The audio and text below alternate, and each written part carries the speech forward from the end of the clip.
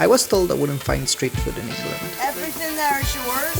So I accepted the challenge and traveled a bit around the country to discover that actually English street food does exist. This is for you, sir. Thank you very much. And this is therefore my top 10 English street food list. Enjoy! So you need to come here very early if you want to secure for yourself the famous ginger pig sausage roll. It's rumored to be the best sausage roll in the entire London. The queue is massive. We are in the Borough Market. That's where the place is located. 2 for 2 the last week. 2 for 2 the last week. This place is made of very passionate butchers who every day in the morning they make this kind of handmade sausage rolls, and they've got a list of options for you, but I suggest you, if it's your first time trying the sausage roll, you go for the traditional one. But there was one with spicy lamb which was really making my mouth water, so I had to buy that one. Let's go somewhere to try this. This is not your typical sausage roll that you find at the Co-op on the supermarket. This is a big sides pastry with a hefty portion of lamb sausage inside. I mean, look at the ratio, like it's pretty much 75%, maybe 80% sausage and 20% pastry. It's got the spicy looks. It actually smells like spicy. This is insane. The spicy sausage is not very spicy, but it's incredibly seasoned. I think there is rosemary, there is fennel inside, black pepper. And the pastry itself is super flaky, just crumbly. Oh, really? Even people passing by are impressed by this sausage roll. If this was slightly more spicy, it would have been 10 out of 10.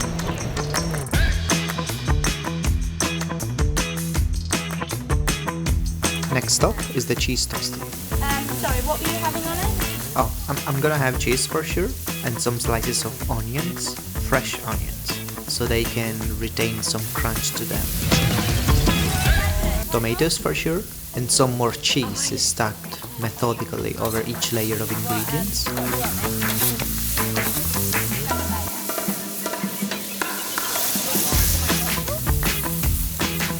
Some more cheese is also purposely thrown all around the bread. It's going to be grilled and then it will be caked and pressed against the edge of the bread slice to give this kind of nice cheesy crust. Another popular choice is to go for crispy slices of bacon, but I think it risks of making the toast too salty for me. I know! Yeah, that's the point. You got it?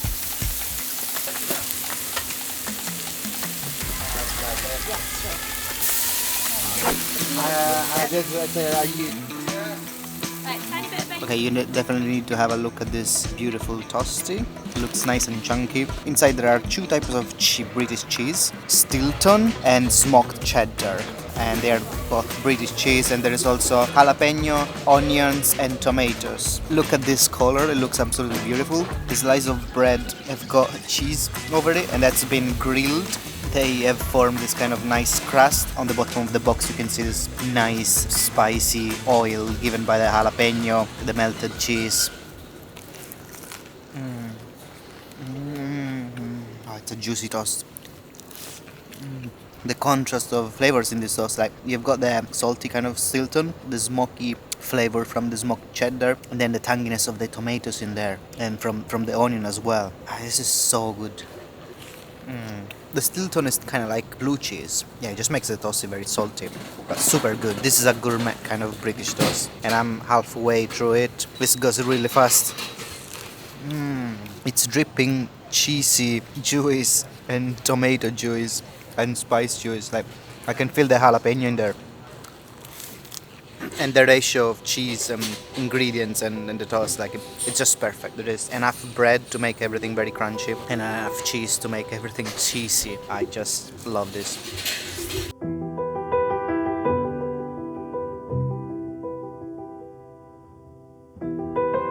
So one of the things that I love the most about UK food is deli food. Deli food is like a term that refers to any kind of cold cuts, sandwiches, pork pies. One of the best elements is the Scotch egg. Well, it's called Scotch egg, but it's not from Scotland. Probably has been originating in Yorkshire. A boiled egg covered in sausage pork sausage, usually coated in breadcrumbs. I love this kind of sandwich shop here in Bristol because it kind of makes one of the best Scotch eggs that you can find. So I'm interested in trying this beautiful breadcrumbs, which is actually covered in nuts. You can see it's nuts, it's probably crispy onions and stuff. It looks absolutely beautiful. The rosemary in there. It's a concoction of rosemary, onion flavor and black pepper. And inside you can find the boiled egg. Let me give it a bite. It's a soft boiled egg. The yolk is still kind of creamy. That's amazing. And I also ordered like a sandwich with fried chicken and hash browns because why not? I think only the egg wasn't really enough for me. But the hash brown in there are amazing. I think it is a kind of a southern fried chicken patty. This wasn't really planned, but I saw it in the menu and I couldn't resist. So.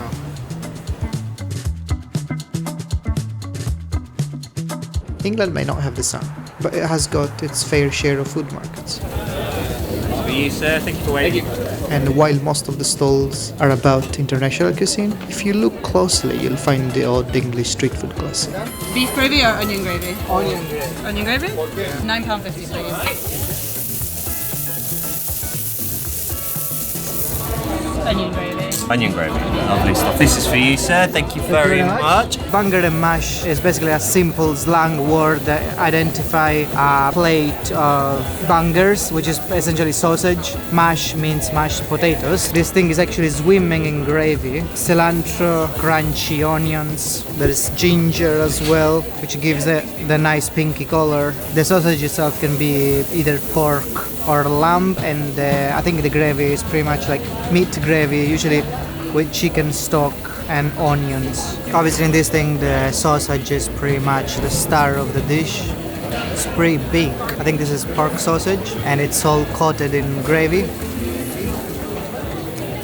I love the mashed potato actually. I think we need to give it a try for the sausage.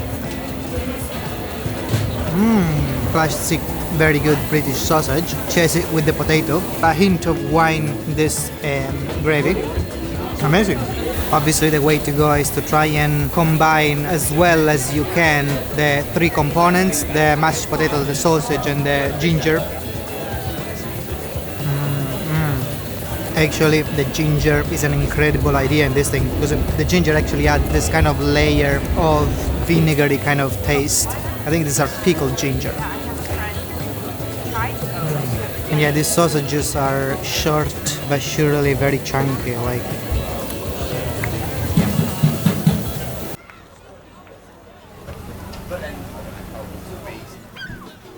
And obviously there is no complete street food list of England without the fish and chips. One of the beautiful things in England is that you're gonna find all these coastal towns with a lot of beachside local fish and chip shops, and that's for me the best. I mean, you can find fish and chips in restaurants obviously, but the best thing is actually enjoying the atmosphere of a good beach town.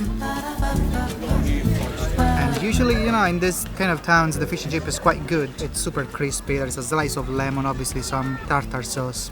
The only thing is that you need to pay attention to the seagulls. You need to be very careful here. I'm gonna put my tartar sauce into the fish. The lemon too. And I kinda want to try the chips first, which they look nice and crunchy on the outside. They are. Yeah, and the fluffy potato inside, really good. And with the tartar sauce they are even better. Obviously they give you a fork. I'm not really the guy who eats fish and chips with a fork. Normally I would just grab it with my hands, super crumbly. The butter done perfectly, doesn't feel like too oily or stodgy outside and the flaky fish inside. I really love this butter. Look, super crunchy. The zest given by the lemon and the tartar sauce, it just needed in fish and chips. Like, the tartar sauce is where the magic is at.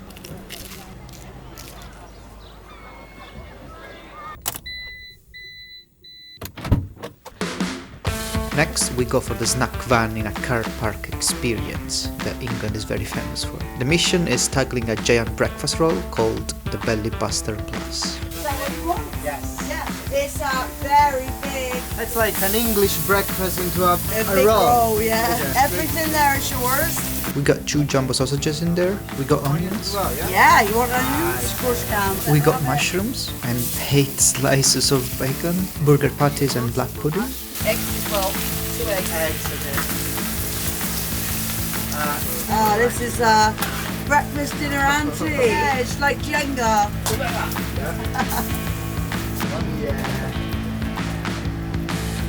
I wouldn't really call this a breakfast. This thing is massive. Look at the size of my hand in comparison. They also actually gave me fork and knife. This is a fork job and I'm super excited about it, especially when you eat in a car park. So we're just gonna try to open it up. I think I'm actually grabbing this piece of black pudding.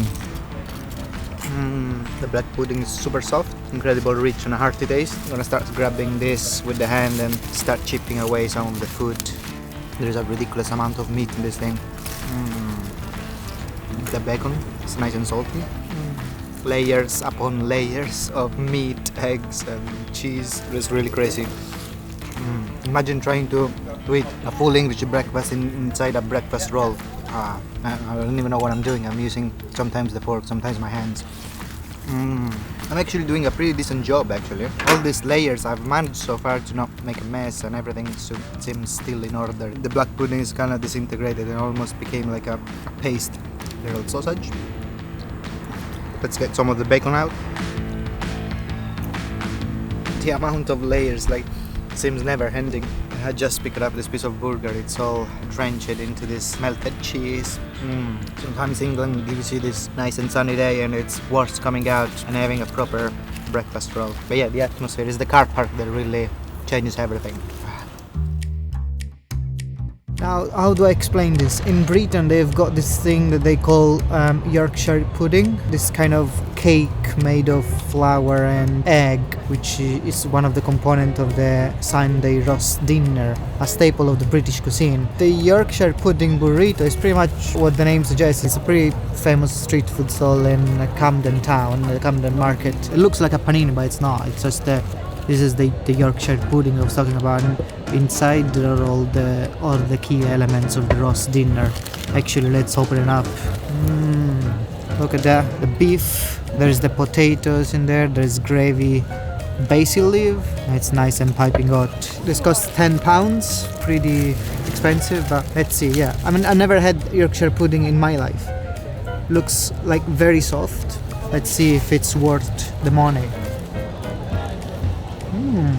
It's loaded with beef. It's got a little bit of a sweet taste. I wonder if there is applesauce inside. But the beef is very tender. 3 different options of protein. You can have beef, you can have chicken, you can have cauliflower cheese as well.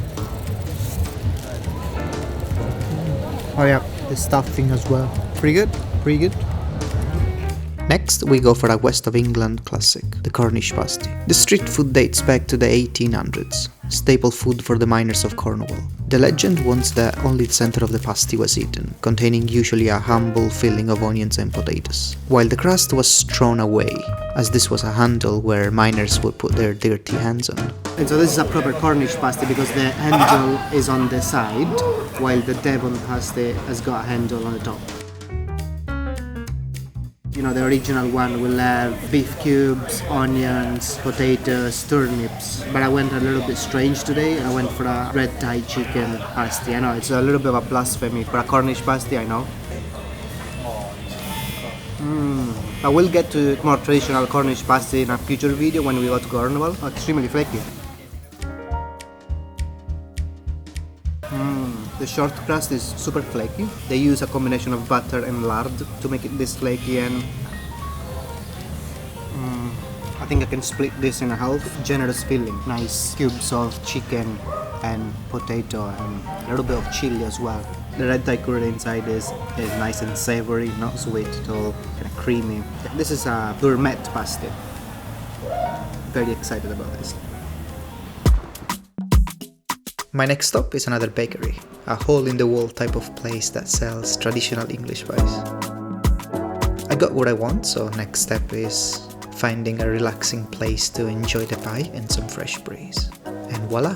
This is a steak and ale pie, a short crust pie made of stewed beef, infused with veggies and aroma of ale, which is beer. I like the shape of this thing. It's pretty chunky. Didn't manage to actually get into the core of this beautiful pie, but look at the ratio. It's filled inside with this gravy and this piece of steak and piece of vegetable. I can see carrots. I think I need to go a little bit deeper.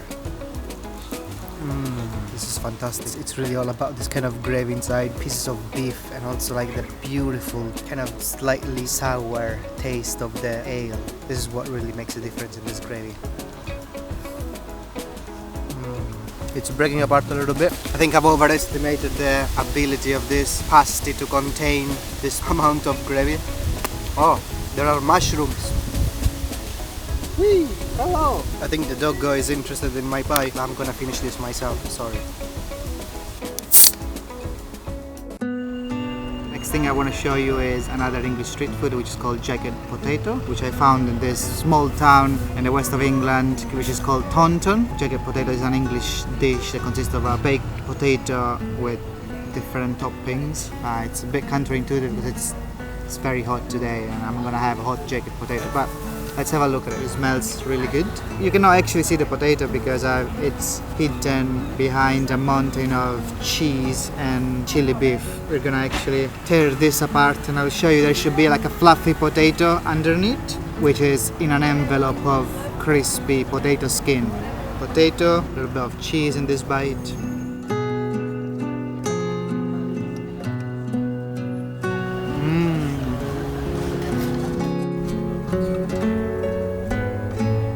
The potato is very, very fluffy inside. Just goes really well with this chili beef. Very saucy dish, I would say, because the potato is quite, starchy and dry, but immersed into this kind of saucy, spicy chili beef. Just really magic. I also love the beans inside. Kind of gives like a kind of a Mexican food touch. And hopefully I'm not wrong, but I think you're supposed to eat the skin of the potato as well. The skin should be crispy and the inside potato should be fluffy. So what they do, they take this potato, pierce the skin, so that when they steam it, the steam will go inside, make the potato fluffy, and the skin outside will become crispy. That's the beauty of this dish, that the skin is very crispy and it just complements very well the fluffy inside of the potato.